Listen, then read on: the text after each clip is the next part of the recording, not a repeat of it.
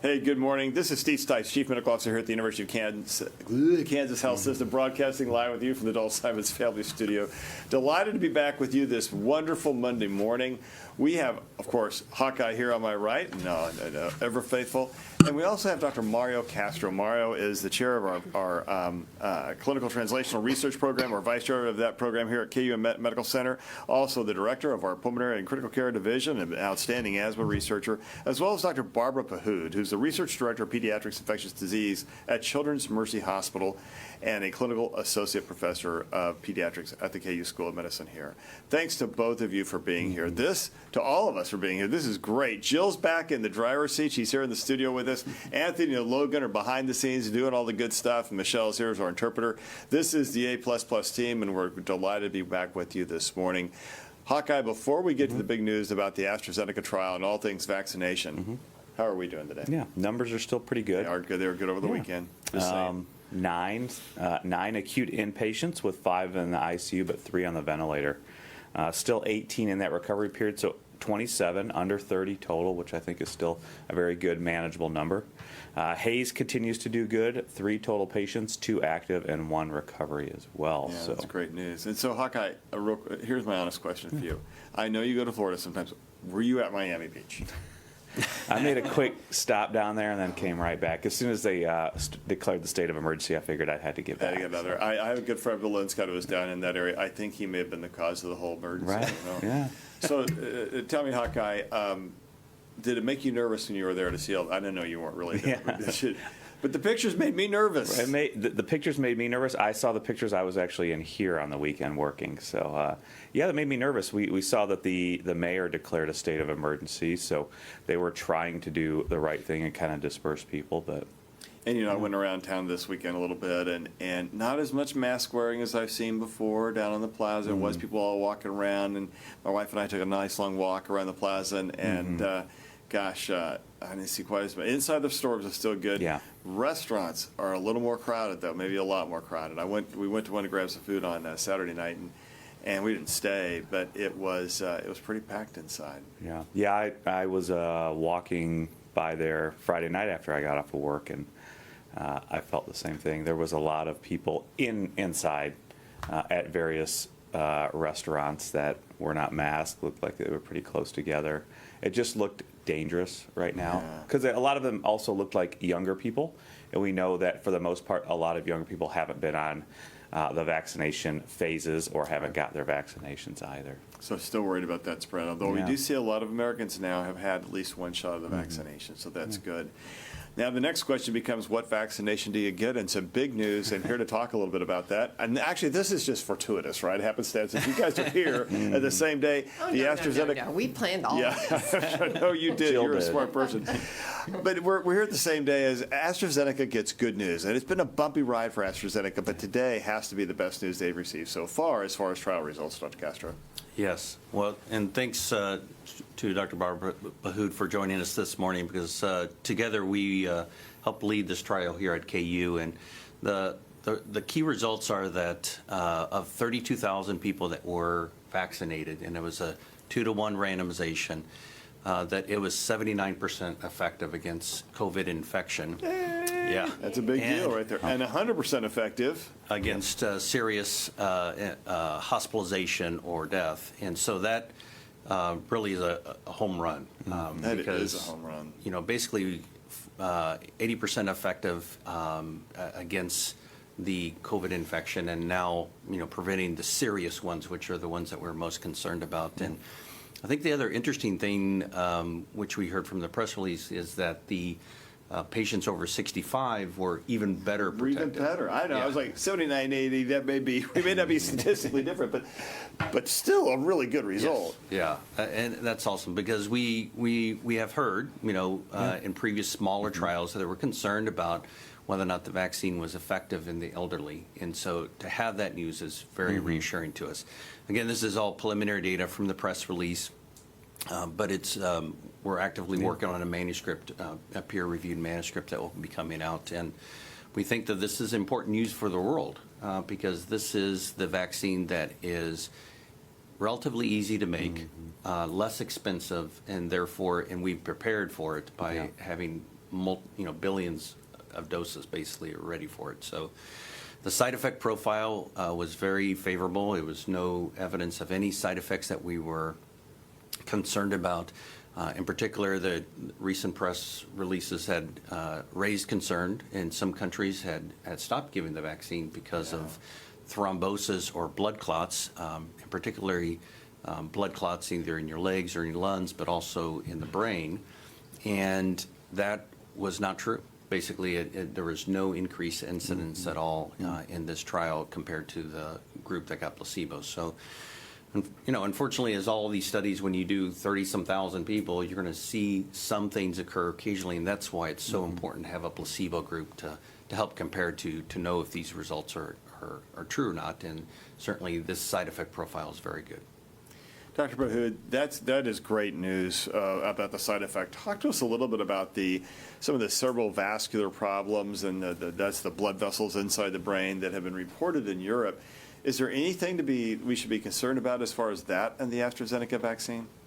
No, and I think you're very aware that this vaccine has been given widely throughout many countries, especially in the UK. They did a very aggressive campaign of giving 1 dose to everybody as opposed to trying to give 2 doses to a few. And the data safety monitoring boards, both in Europe and in the UK, have not found any association. The way that I like to explain this is when people get vaccinated and when mass vaccination campaigns like these ones happen, life continues to happen. So you're still going to have people that develop cancer, that get into car accidents, that develop blood clots. So if the background rate of that adverse event that you're worried about is the same as what you expected, it's nothing to be concerned about.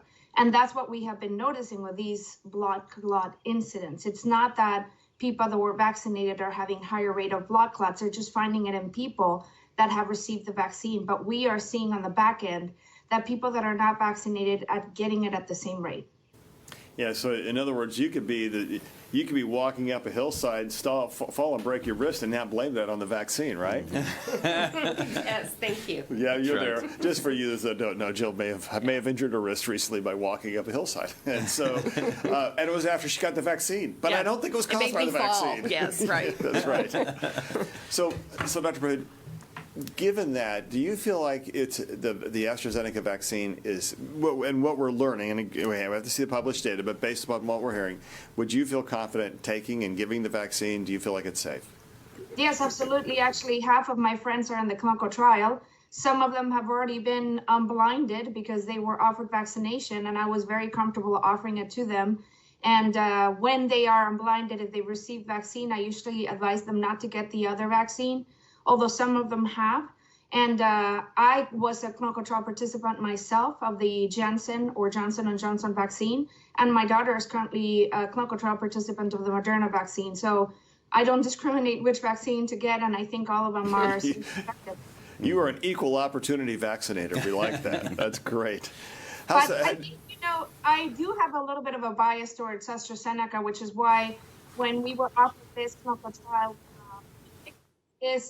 AstraZeneca is going to be the vaccine that basically goes to save the world. We've talked about this before. There's going to be massive production of this vaccine. As you can see, it's clearly effective, and especially in elderly populations and in African Americans, Latinos. So this vaccine is going to make a dent in the world. And just to say, you all have worked so hard on it. You had to breathe a sigh of relief. There had to be this lift from your shoulders when you heard or saw these results. Yes, we were very excited about those results because we enrolled over 500 participants here, and thank you to everybody that participated in this trial that's hearing this message, because you volunteered and help us get here today. And you'll make a difference. Okay, so what about the effectiveness against the South African vaccine? There was some vaccine. Sorry about that. The South What's called the South African variant, isn't that the 351 or whatever? So, talk to us a little bit about that. What are your thoughts about its effectiveness?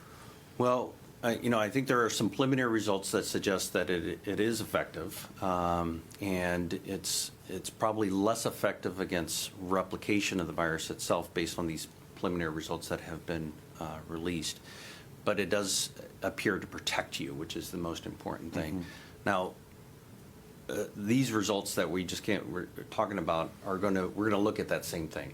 We're going to look at across 30-some thousand people, is it effective against the variants? And this will be much better information because now we're talking about thousands of the people that are infected with the variants and whether or not the vaccine is effective. So stay tuned because those results are not out yet.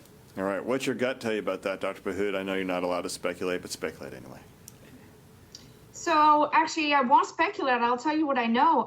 It's been clear that when we are doing clinical trials in South Africa and we are able to monitor patients that are high risk of disease, whether it be death or hospitalization, meaning elderly populations, then we can see that the vaccines do have an impact against the variant. It's lower and immunity will be lower than against the wild type disease, but it can still protect.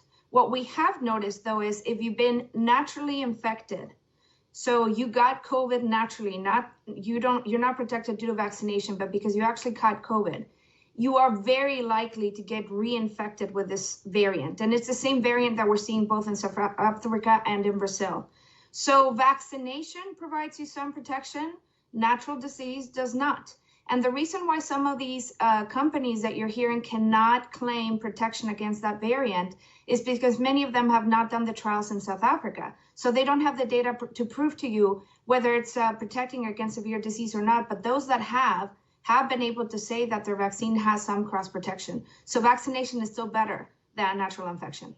And as I recall, the AstraZeneca trial data included some South American countries with it. Well, I think, was it Peru and Chile? Am I right about Correct. that? 100. So I take it performed well in those areas as well.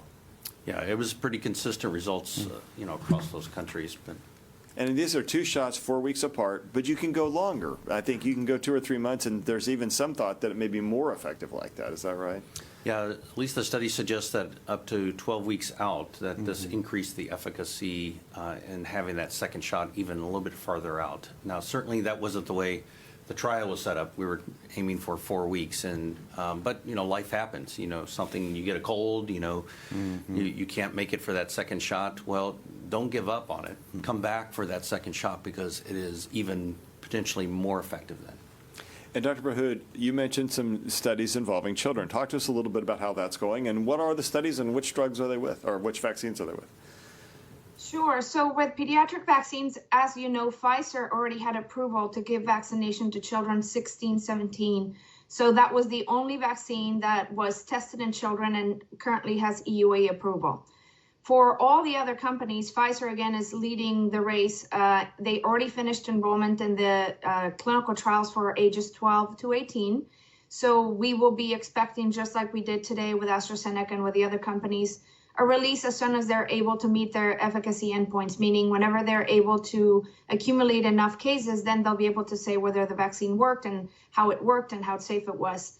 All the other companies are also developing protocol trials. We already sent, just like we brought the AstraZeneca study here, we already sent another study, Janssen, to Wichita. They're going to be doing a adult and pediatric trial over there. And we are partnering again with KU to try to do a study at the Fairway location.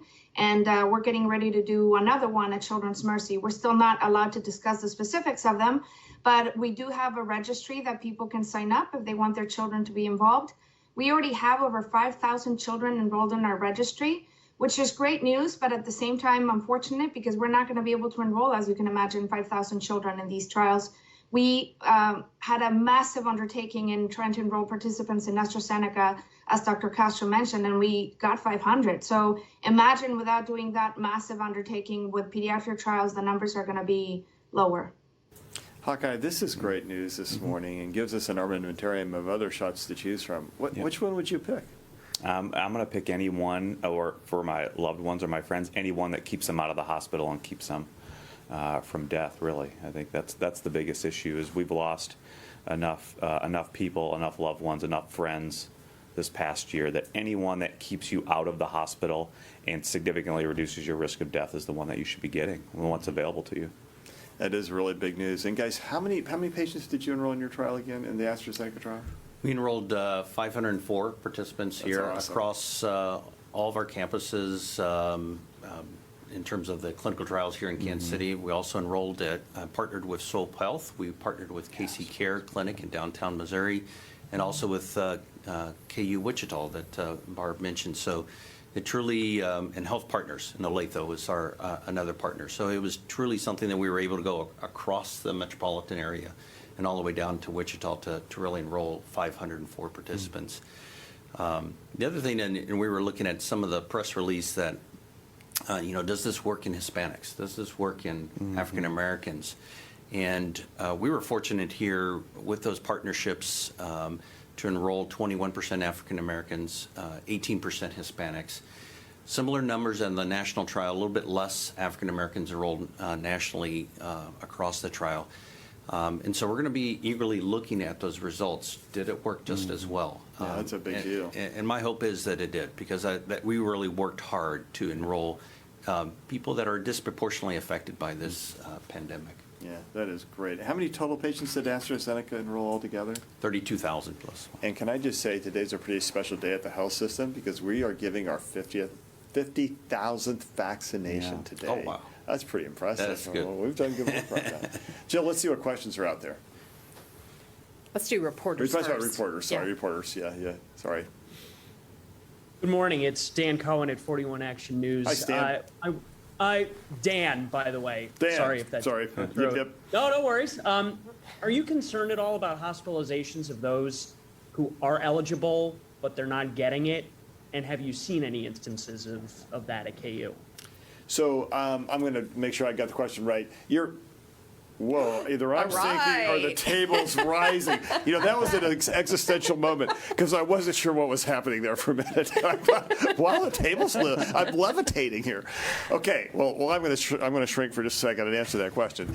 So I think your question to us was, are we seeing hospitalizations in people who could have been vaccinated but declined? Am I getting it right? Yes, that's correct. Yeah. Yep.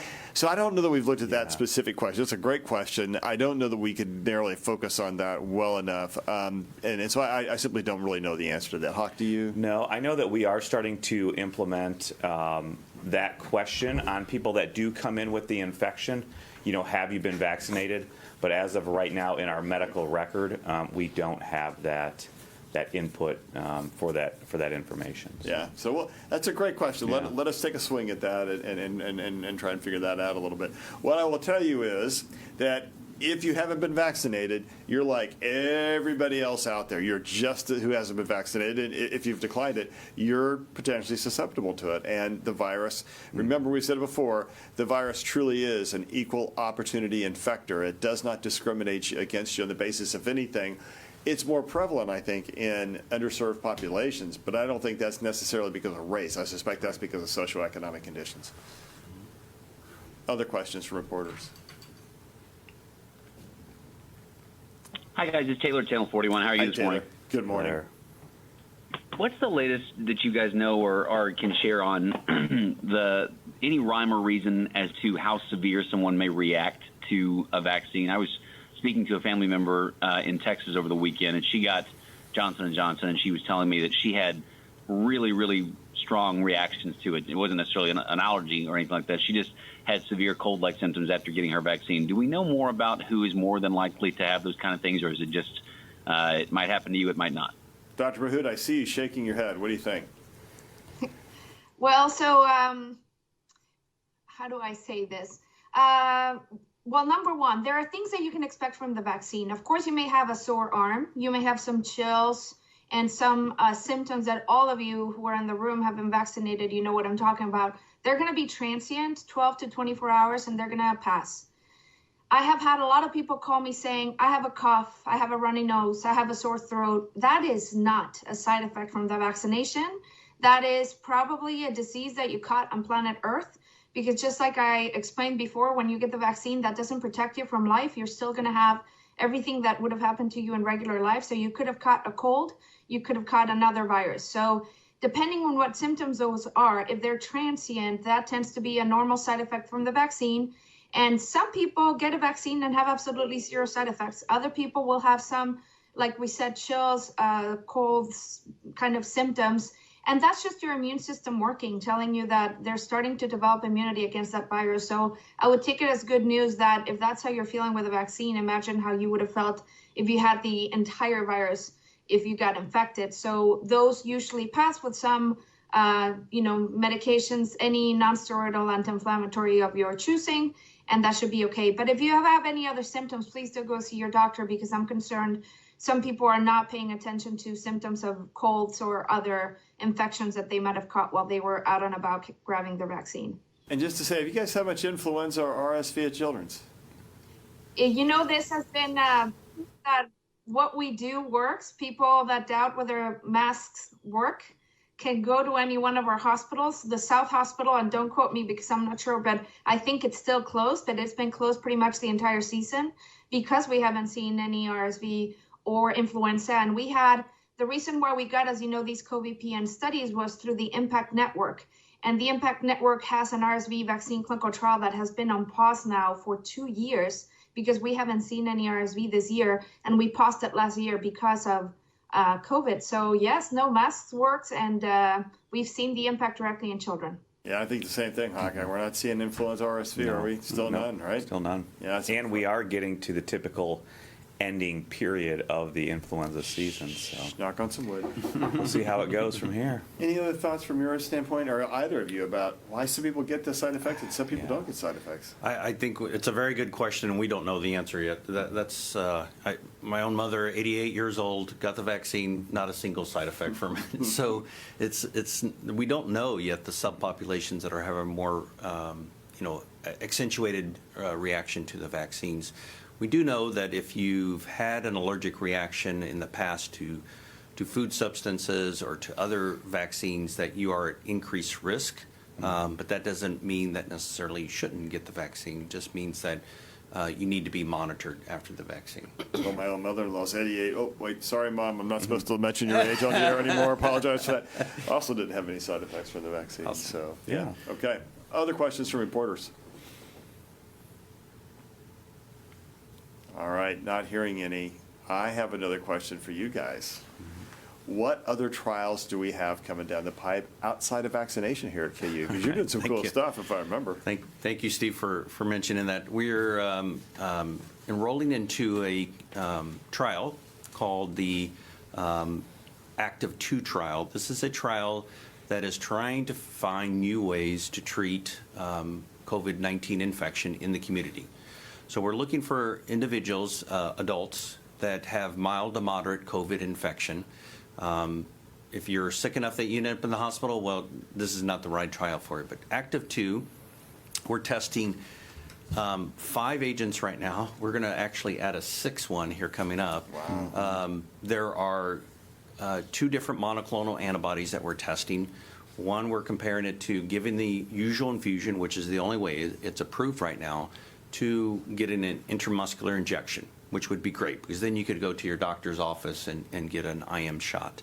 Yeah, that's just great. I love IM shots. Actually, Well, it is good. if You you're don't really have to- don't have sick, to do you anything. want it. That's Yeah. exactly right. It does work. But, The other medication we're looking at is an inhaled medication. So this is interferon beta to protect your immune system from this virus and also to heighten your viral clearance.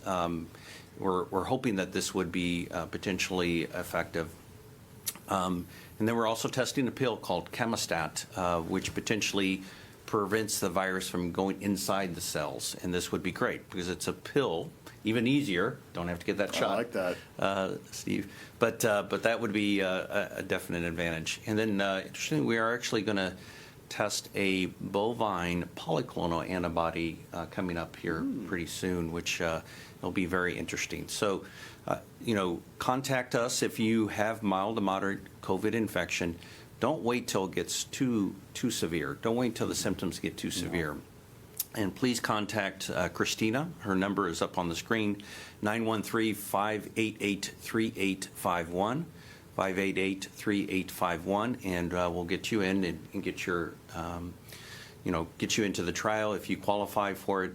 We're doing it in a very safe fashion. We're bringing them into a separate entrance, right into a negative pressure room, and so we need to know whether or not this is an effective treatment for COVID infection.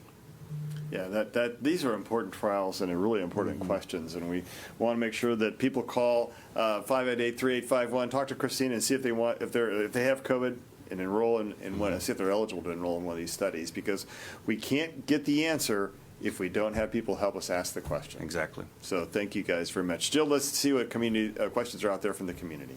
I'm going to go with Simon to start because he was asking about the active 2 trial, and in particular, the inhaled interferon beta arm. He wants to know if you can comment, is it working? Are you allowed to do that? Can you talk about results yet? Well, it's a blinded trial, so we don't have any results yet. I will say that we have studied this treatment for patients with asthma and COPD. And in the patients with asthma, they had pretty significant asthma. It helped them. It helped prevent attacks. And we know the most common cause of attacks in patients that have asthma are viruses. So there's some hope that potentially you could treat yourself at home if you had COVID with this nebulized medication and potentially help you recuperate from the COVID-19 infection. And what are barriers to getting people enrolled? Is it because there are not as many sick people? Yeah, no, it's a great situation to be in, that there's less COVID infection out there in the community, and so we are seeing less people call for the trials. So I think the other thing that is a little concerning to me is that people are accepting that they have COVID infection and not worrying about it progressing and saying, well, it's been around for a year, we know we'll be okay. You don't know. You don't know if you're going to be okay. You don't know if this is going to progress on. And when it does, it usually starts very fast. So I do encourage people to, contact us, contact their doctor in the setting of a mild infection. Even if you just have a cold type symptoms, maybe fever, this might be the opportune time to get it treated. All right. Sally says she'd like to know if we have seen any patients who get COVID after they are fully vaccinated. So, Hawkeye, I don't know that we've seen people not hospitalized with COVID after Right. full vaccination. Yeah, I don't think we know that. Again, I think this goes back to the question earlier about vaccine status and those who've declined. We don't have that mechanism right now in the health system to identify those people who've declined or who have gotten the vaccine in general for data collection purposes. We are working on that right now. That is important. But again, we do understand that you can get the infection after vaccination.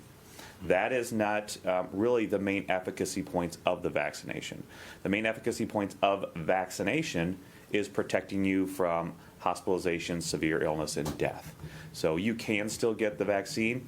The infection after vaccination. It's probably not a sterilizing vaccination, meaning it's not going to protect you fully from getting infection, but it's going to significantly reduce your symptoms, significantly reduce your risk of hospitalization, severe disease, and death. And that's my thought on that. And I don't know if Dr. Castro or Dr. Pahud has anything to add to that. Well, interesting. We've actually enrolled in Active 2 patients that have had only one shot of the vaccine. And kind of during that magic window of 3 to 4 weeks, they were waiting. Well, unfortunately, they came down with COVID, and we actually have enrolled them into the trial or got them into the trial. So one shot doesn't protect you, and certainly, 2 certainly gets you closer to being protected, but not 100%. Dr. Pahud, thoughts that you have about that question? I mean, are you hearing things nationally? Yes, absolutely. And actually, it's not just hearing things, it's the data from the clinical trials that have proven that all vaccines, and this loops back to what was discussed earlier about which vaccine would you get, any vaccine that protects against severe disease and death, and all vaccines so far that have been approved by either the EUA or the WHO have protected 100% against severe disease or death, all of them. Yeah, which is an impressive and a home run statistic in and of itself. In fact, that's like Patrick Mahomes' touchdown pass. That's the WASP play, not the Super Bowl 55. I don't think that played. We didn't play in Super Bowl 55. That was a masquerade team. I think that may have been some combination of the Tigers and the Jayhawks playing. Jeannie asked if you would just please explain what a blinded trial means. There you go. Good question. Go ahead, guys. Well, I mean, a blinded trial refers to a placebo-controlled trial. And in these trials, it is so important to have a placebo. It is something that we spend a fair amount of time explaining to participants that If you are in a trial where it's 1-to-1, it's a flip of the coin. You may get placebo, you may get the real thing. Placebo typically is just sterile saline, and so it doesn't have the active vaccine or active treatment in it. And why is it important? Well, it's because if you get a shot, you always have your own impression, oh, I got the shot, I'm protected, but when we go out there and we really look at the results, well, a lot of people think that they were protected and got the real thing, and they didn't get the real thing. So this is why it's so important to what we call blind it, protect people or blind the study results so that you don't know what you got, I don't know what you got as the treating physician in the trial. And then at the end of the trial, we unblind the results as today's press announcement did with AstraZeneca, and we start to look at those results in the entire group. Otherwise, if we were unblinded, then we may influence the results. That is what we call bias in a study trial. All right, Kathy's got friends in Canada, or family rather, and I have friends too, and I've heard the same thing, where they said they may have to go 4 months between shots and want to know, in your opinion, is that a good or is that okay? What do you think, Dr. Pahud? Is that okay? Yes, absolutely. So once again, as Mario mentioned, we do clinical trials the way that we have to do clinical trials. And you remember that the difference between Pfizer and Moderna, even though they're both messenger RNA vaccines, is one is given 21 days apart, the other one is 28. It doesn't mean that magically one works better at 21 and the other one at 28. One strategy must have been from Pfizer to try to get people vaccinated quicker. That's why they picked 21, versus Moderna might have picked 28 because they thought it would be more optimal immune response to separate vaccine doses, because we know that the further apart you are from a boost, the better immune response you're going to get. So it's a trade-off, whether you pick to try to finish quickly, like Janssen did 1 dose, Pfizer did 21 days, or space things out, but then it takes you longer to be able to prove that you can protect people 100%. So we know in general terms from vaccinology, if you space your vaccine doses, if you boost further apart, there's usually never a problem, except with certain vaccines like rotavirus vaccine in children. There's an age where you age out and you can't get the vaccine anymore. But other than that, if you get a vaccine dose a year, 2 years, 3 years out, it still serves to remind your immune system of what you're trying to protect yourself against. And Huck, I remember when Dr. Paulin was on from Mayo Clinic, he said the same thing, right? Yeah. 3 or 4 months may even be better, not worse, may even be better. Yeah, I think we've seen that. There's no significant problems in delaying that booster dose, if you will. In fact, during that time, there's also a chance you may be infected while not completely protected. Mm-hmm. You probably do have some protection against severe disease and illness, but even that infection could be some sort of natural boost as well. So, but overall, I don't think there's necessarily a significant or mechanistic reason why there's a problem if you have to delay that a few months for that second dose. Okay, now it's time for a little scientific speculation. Here we go. On the Janssen or J&J vaccine, only 1 dose, maybe not quite as effective. What do you think is going to happen on their 2-dose trial? I'm thinking maybe even more, it's going to enhance your effectiveness. What do you all think?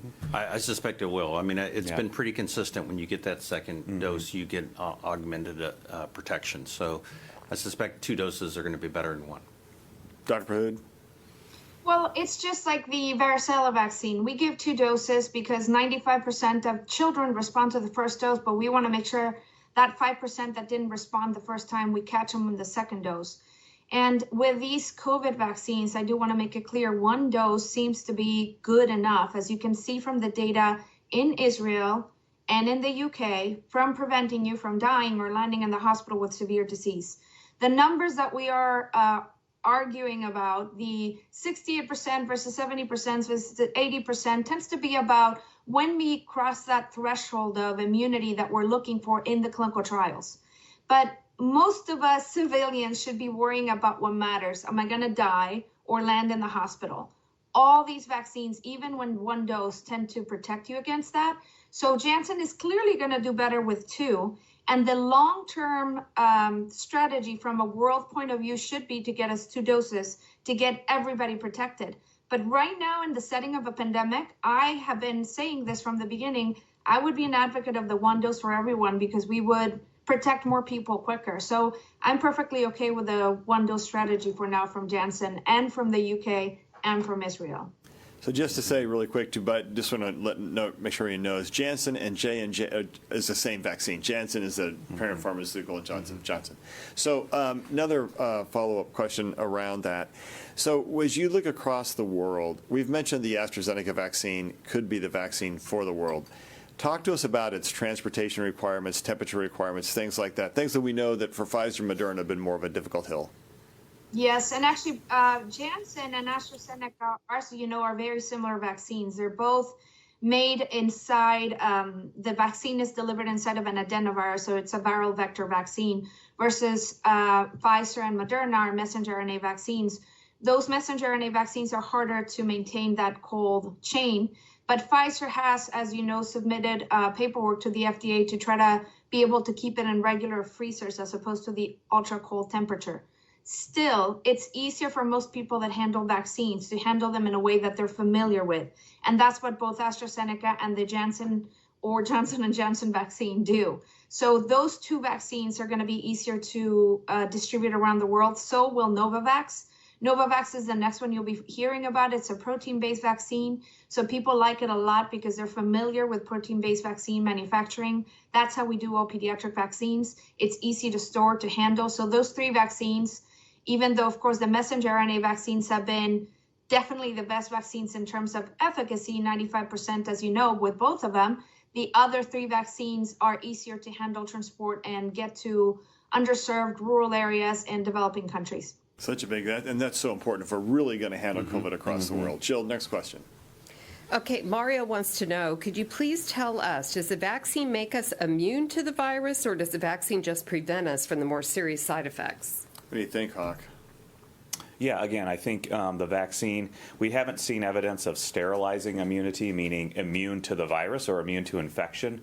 What it does is provide that protection against, symptomatic disease. We have seen data on that. So having any symptoms at all, it provides protection against going to the hospital, and as Dr. Pahud has said too, severe disease and death. And I think that's the main point of these vaccine efficacy numbers. Okay, now my next chance to speculate or ask you guys the most challenging question. Here we go. You've been vaccinated. Do you feel comfortable going to restaurants? Mario? No, I definitely think that if I'm in my home and I have guests come over that have been vaccinated, I would feel comfortable with that. But in a restaurant, where's my invitation? Don't worry. That was. But I think in restaurants, you have no control over who's crowding next to you, as you're checking out, or who's even bringing the food to you. Often that's a young person that's likely not been vaccinated. So I think we still have to be very cautious. We have to use the mask in those kind of settings to try to protect ourselves as well as others. Dr. Pahud, do you feel good about going to restaurants? So I'll be honest with you. I did go out this weekend to a restaurant. The weather was beautiful. I sat outside. I was more than 2 camels away from the next human being next to me. I went at off hours. You know how people say 1 camel or 1 llama? Camels away. Yeah, so I always tell my daughter that's an easy way for kids to remember. Are you a camel away? Or a horse away. So I was more than 2 camels away from the next human being. We sat outside, outdoors, in the sun. We wore a mask when we walked in and whenever we walked out or to the bathroom or whatever was necessary. And we stayed only for coffee and dessert. So it was a short stay, but definitely enjoyed it. And I feel much better now that I'm vaccinated, obviously doing that with people like Mario said that are vaccinated. I have had friends over to my house who are all vaccinated, and we've gathered in small gatherings. We've played board games like the CDC says, those people that are fully vaccinated, and we clearly have immunity now since we were vaccinated since back in December, as you know, December, January. So those are the things I've done because at least for us in the pediatric world, the public impact that this pandemic has had on children that can't be vaccinated is mental health.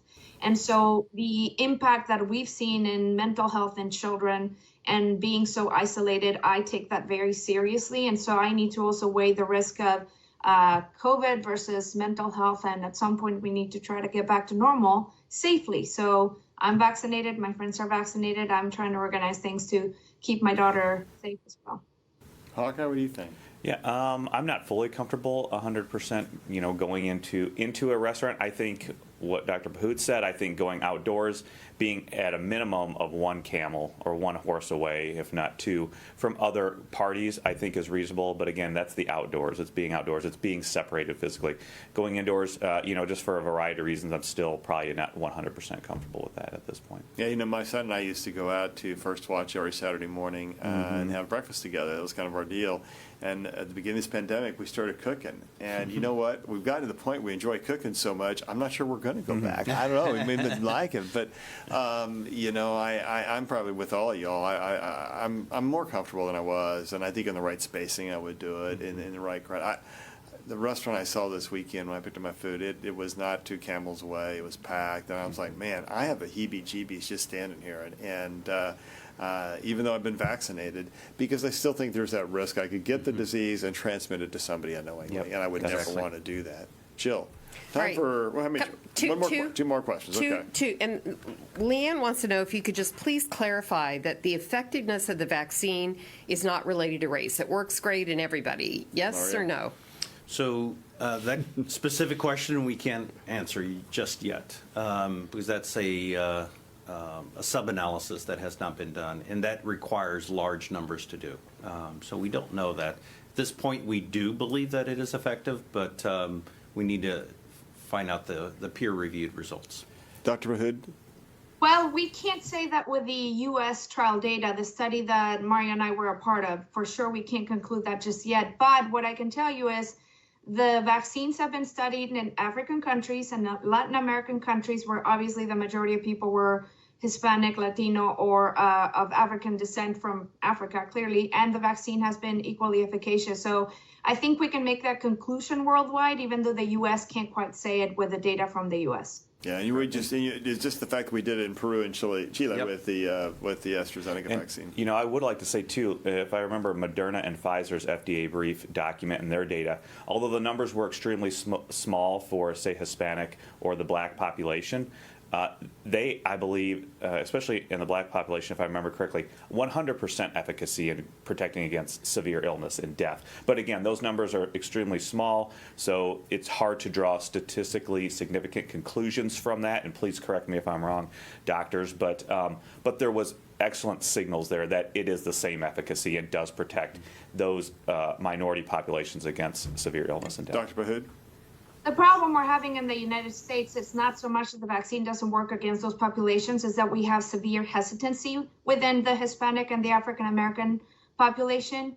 As you know, there's a lot of distrust, rightly so, from history and from concerns in the Latino community that you might go get your vaccine and you'll get deported. So the rabbit holes, as I call them, from social media that make you afraid of the vaccine target you based on who you are. If you're a fertile female of 40, they're going to tell you will have infertility. If you're African American, they may talk about distrust and how you're being experimented on.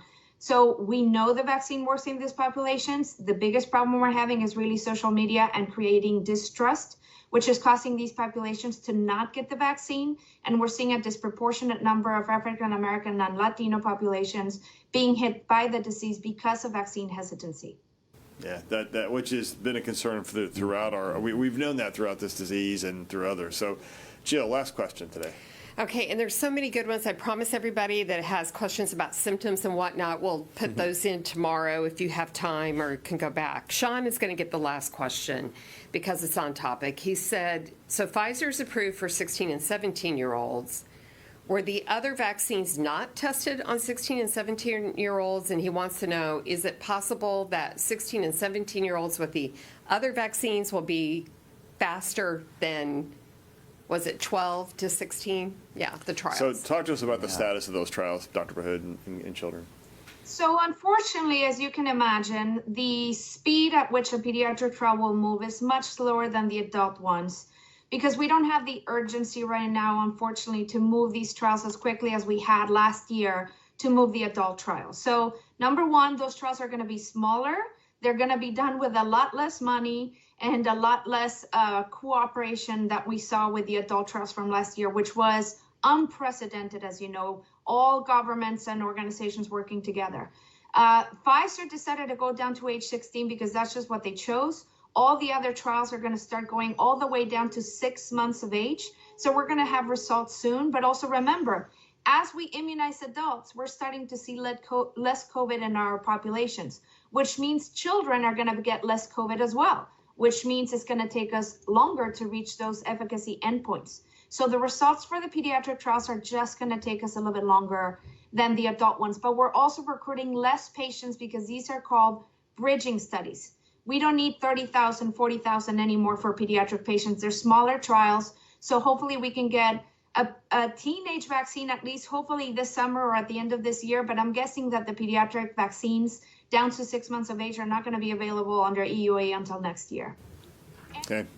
I want to thank... Survey. We have, if anybody wants to participate, please feel free to make that survey available. People can sign up and we can call them, and we have a clinical trial that's available for them. Awesome. I want to thank all of our guests. First, ladies, a thing about tomorrow. Dr. Lee Norman is back. We'll be talking a lot about the combined phase 3-4 rollout in Kansas, how that's going and things. So we're excited to have Dr. Norman back. We're also excited to see which place he's going to be broadcasting from so we can give him a hard time about where he is. But that's always a fun session. So final thoughts for today. Dr. Pahud, your final thoughts for the day.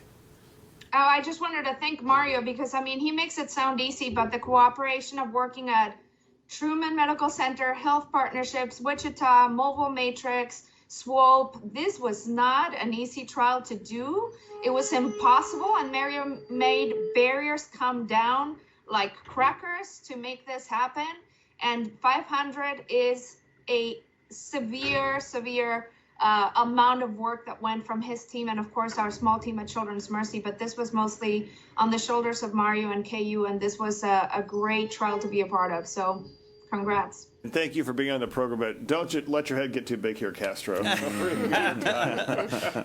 No, I mean, it was a great partnership because Children's Mercy and their vaccine center had so much history in how to do this right in a vaccine trial. I'm an asthma doctor. I'm not a vaccine doctor. And so this partnership was wonderful and certainly speaks credit to when we bond across health systems to address a pandemic like this, we can make things happen. Yeah, it is the best. And so that was definitely an example of it. I just encourage, we still need treatment, right? And we need to figure out what works. We don't have great treatments out there. And so if you do come down with COVID, contact Christina, 588-3851, and, sign up. Help us, really surmount this pandemic. Okay. Yeah, I think that's a good point. The earlier the better if you're coming down with symptoms and get diagnosed to get into these trials. I hope Secretary Norman isn't in Miami Beach. Maybe he's the cause. But I would like to say, I think it's good news with the AstraZeneca data and the press release today. That is one more thing that we can use to get back to normalcy and also create more safety for populations around the world. And as Dr. Pahud and Dr. Castro have talked about the vaccine for the world, getting into those hard-to-reach rural areas, getting to those refugee sites, really trying to get as many people vaccinated and protect as many people as possible is overall going to be a great thing. Before I close this, how fast do you think before that manuscript hits or before the data is in front of the EUA and we can get or FDA to get an EUA? Well, it'll be submitted very shortly to the FDA in terms of the EUA, but I suspect in a few weeks we'll see something in the manuscript because it's going to be fast-tracked. Yeah, that'd be so cool. Well, guys, go ahead, Dr. Pahud. I just want to remind you that the AstraZeneca vaccine already has approval from the WHO. So we're waiting for it in the US, but it's already approved worldwide. And finally, Mario, you might want to remind people what kind of patient population you're looking for, mild disease, severe disease, so they know when to call you. Yeah, so definitely we're looking for adults. We're looking that you've had the COVID test within the last 7 days being positive, and you've had symptoms within 10 days. So those are the main criteria that we're looking for, and certainly not severe enough that you are having to go to the emergency room. So as Hawkeye mentioned, call us when you're having those mild symptoms. Don't wait till long. And so just to say, this is my favorite shows when you two guys run. And I'm not trying to just be nice to you because I learned so darn much, and you do such a great job of explaining both of you. So thank you so much. And we're off the hook. We don't really have to say No, it because it's these easy to guys, give them. I know they do all the work. It's perfect. And with show that number again if you want to be involved with the Active 2 trials with Dr. Castro's team, because that's a big deal. We always need more volunteers to help us with all this. And to all of our listening audience, remember, folks, even as vaccine comes, what has kept you safe up until this moment and can keep you safe every day going forward? Those rules of infection control follow and travel with you wherever you go. Wear your mask, wash your hands, keep your distance, don't go out if you're sick, cough into your elbow, and then get vaccinated. We'll see you tomorrow.